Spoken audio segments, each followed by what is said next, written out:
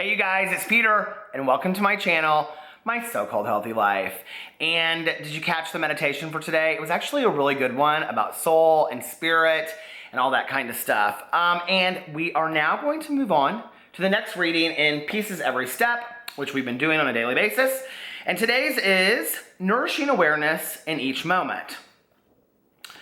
One cold winter evening, I returned home from a walk in the hills, and I found that all the doors and windows in my hermitage had blown open. When I had left earlier, I hadn't secured them, and a cold wind had blown through the house, opened the windows, and scattered the papers from my desk all over the room.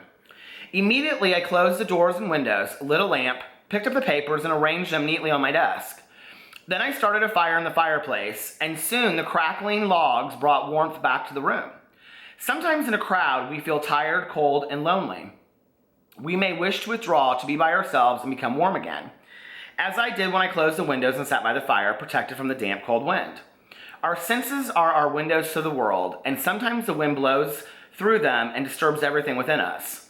Some of us leave our windows open all the time, allowing the sights and sounds of the world to invade us, penetrate us, and expose our sad, troubled selves. We feel so cold, lonely, and afraid. Do you ever find yourself watching an awful TV program, unable to turn it off? The raucous noises, explosions of gunfire are upsetting, yet you don't get up and turn it off. Why do you torture yourself in this way? Don't you want to close your windows? Are you frightened of solitude, the emptiness and the loneliness you may find when you face yourself alone? Watching a bad TV program, we become the TV program. We are what we feel and perceive. If we are angry, we are the anger. If we are in love, we are love. If we look at a snow-covered mountain peak, we are the mountain. We can be anything we want. So why do we open our windows to bad TV programs made by sensationalist producers in search of easy money, programs that make our hearts pound, our fists tighten, and leave us exhausted? Who allows such TV programs to be made and seen by even the very young? We do. We are too undemanding, too ready to watch whatever is on the screen, too lonely, lazy, or bored to create our own lives. We turn on the TV and leave it on, allowing someone else to guide us, shape us, and destroy us. Losing ourselves in this way is leaving our fate in the hands of others who may not be acting responsibly. We must be aware of which programs do harm to our nervous systems, minds, and hearts, and which programs benefit us. Of course, I am not talking only about television. All around us, how many lures are set by our fellows and ourselves? In a single day, how many times do we become lost and scattered because of them? We must be very careful to protect our faith and our peace. I am not suggesting that we just shut all our windows, for there are many miracles in the world we call outside. We can open our own windows to these miracles and look at any one of them with awareness. This way, even while sitting beside a clear flowing stream, listening to a beautiful music, or watching an excellent movie, we need not lose ourselves entirely in the stream, the music, or the film. We can continue to be aware of ourselves and our breathing. With the sun of awareness shining in us, we can avoid most dangers. The stream will be pure, the music more harmonious, and the soul of the filmmaker completely visible. As beginning meditators, we may want to leave the city and go off to the countryside to help those windows that trouble our spirit.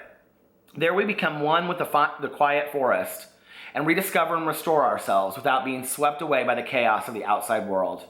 The fresh and silent woods help us remain in awareness, and when our awareness is well rooted and we can maintain it without faltering, we may wish to return to the city and remain there, less troubled. But sometimes we cannot leave the city, and we have to find the refreshing and peaceful elements that can heal us right in the midst of our busy lives.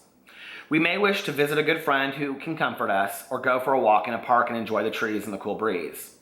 Whether we are in the city, the countryside, or the wilderness, we need to sustain ourselves by choosing our surroundings carefully and nourishing our awareness in each moment. Really liked that reading for today, actually, and it was interesting because right before I started filming this video, all of these comments came up on a video that I had done on my other channel about a certain YouTuber, and the hatred towards this individual is interesting to me. Maybe not so much that people have these feelings about this person, but like why they allow anger and rage to fill them so much about somebody that will never impact their life is just astonishing to me. I really don't understand it, right? Especially we know that anger is really a secondary emotion to being hurt, or a secondary emotion to emptiness. And so it's not really anger that you're feeling, it's a secondary emotion, which if you're that angry towards somebody that you've never met, really the anger is within you. At the beginning of the reading, it was talking kind of a little bit about isolation. And I'm somebody that really struggles with isolation. You know, I have a husband, I have a best friend, and I have my meetings. Outside of that, I'm perfectly fine by myself. And I get lonely sometimes, sure. But like, I like being by myself. I like to read. I like to watch movies and TV by myself or just drive around. I'm very comfortable. Driving around calms me. Sitting on my front porch or my back porch calms me. Walking around the neighborhood, I love that. Standing outside with the dogs. I think just reading that passage made me calm. So to have some calm reading materials like the meditation books I've talked about, or, you know, spiritual text, if that's what works for you, or certain music. Like for me, I love listening to jazz music and I love listening to classical music. I don't listen to it every day, but when I'm kind of like overwhelmed, I put it in the background, like when I'm driving, and it kind of just sorts out my thoughts. The other thing that's really interesting that I've started to do in the last couple of years in my car is other people seem to have more of an issue with it than I do, obviously, because I like it, is that when people like Tanya or Alex, my husband and my best friend, get in my car, they immediately turn on the radio. I drive around in silence a lot. It's something that I wasn't able to do for a long time. I would get in my car immediately and turn on the radio or put in a CD or, you know, audiobook. But now to just drive and just, you know, have the windows open and listen outside to a little bit or just be in my own head thinking about my own thoughts is very calming to me. And it really centers me. And on most days, I need at least, you know, 20 minutes of that centeredness. So I think it's a great idea to find some of those things that can comfort us and calm us down to keep us self-aware of, you know, what's going on within us. So anyway, I hope you guys are enjoying the readings of this book. I'm loving this. I was actually, while I was reading it, I was thinking like, it's going to be so cool that I actually read through this whole book, you know, because I'm doing it with you guys on here. So I love you. I will talk to you later. Bye.